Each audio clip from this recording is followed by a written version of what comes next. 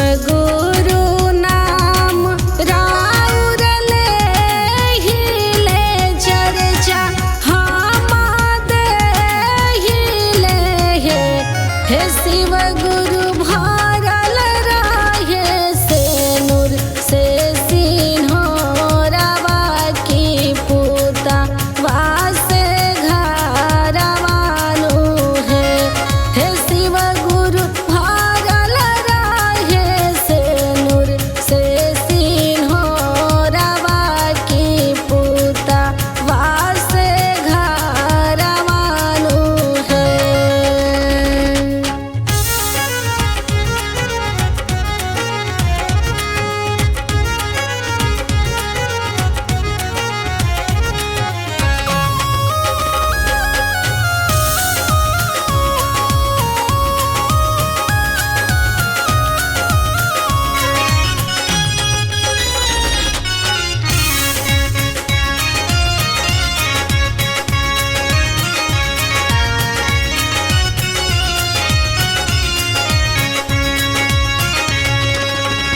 चर्चा में जइहा शिष्या दया मिली महादेव के छाया मिली है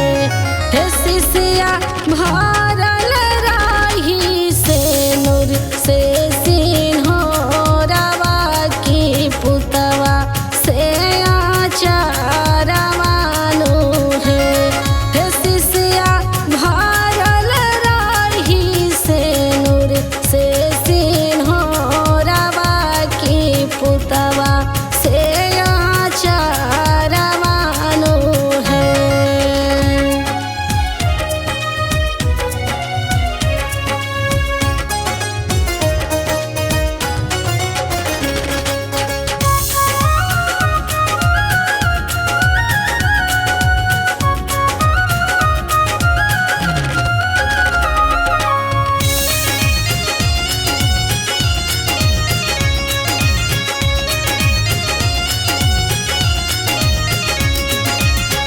कैल उपकार ना भुलाई बचार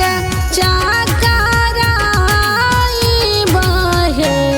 हे शिव गुरु भरल रहे से नूरा से मांग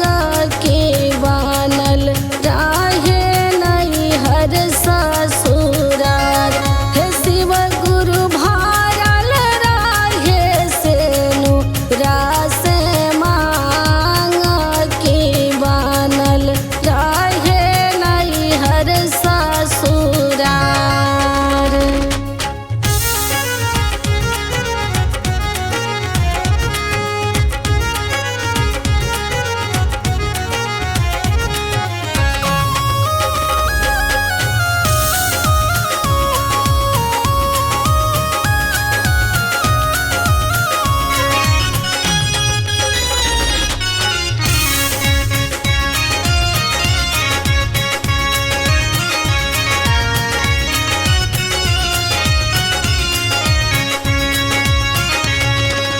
शिष्या सिंगार